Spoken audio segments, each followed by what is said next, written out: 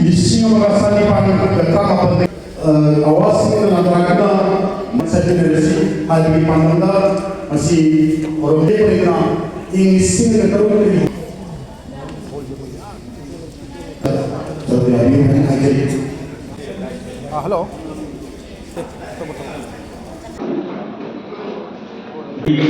lebih moderasi masih kolom sudah Manipur awal bagi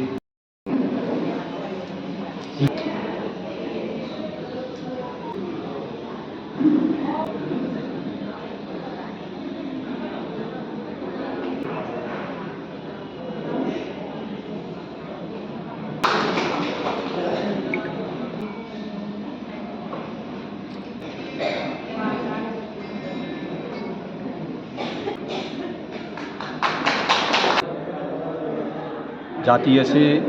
सक्ताक्नबीगिदमक्ता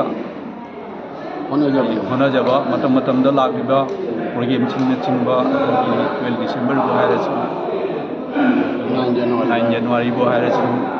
अखोइना पांखोंना लाक्चरीबसे मियामसिदा अखोइगी होरकलिबा छात्र छात्री अमदि अखोइगी next generation सिंगा हाइरिबा अखोइना अखोइसे अपुनबा नत्रगदि अखोइसे पुंसिलगा जाति असिबु चाफतबम economy के लिए कोई जामना सुखना लेरी मफमसिदा हाइरिबा लाइक लाइसुना सिंबा पुनमगसी होरगलिबा इंगांसिंगा लमजिंग अमसुं पाउटाक ओइना पिरमनबिगी तमकता हाइबा थोरमनि सिंसे कोइना सही सांगलबा सही असे 2006 दगी मसी फाव पांथोकना लाक मसी लगा मनपुर की मनुंग तारीबा मितई अमदी मनपुर मपान तारीबा मितई सिंह से मसी कुंजन दबे यादे अपन मदी थुंगा दुना अखोई लाइबा पुरुपसी कन्ननबगी अखोई मचाकनी है बसे थमजरगा अखोइना रंगपुर वैली की मफम खुदिंग सिदा लेट्स गो मणिपुर ना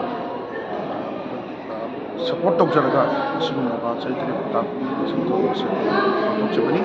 मखाताना अखोई पांथोक्तुनसु लाखनी अदुगा पांथोक्किबा थौरमसिंगसुदा अखोइना अखोई निंदौ चिंगले नोंगले कंबगी ममिंग पिबा अवार्ड अदुलोइना मनो आइबो चिंतरेन पामाइबा नरसिंगगी ममिंग पिबा अवार्ड लोइना अखोई अथवा सना हेरा सिंगी ममिंग पिबा अवार्ड क्या यावरगा अखोई हाइबा थौरमसिंगसु चिंतरेन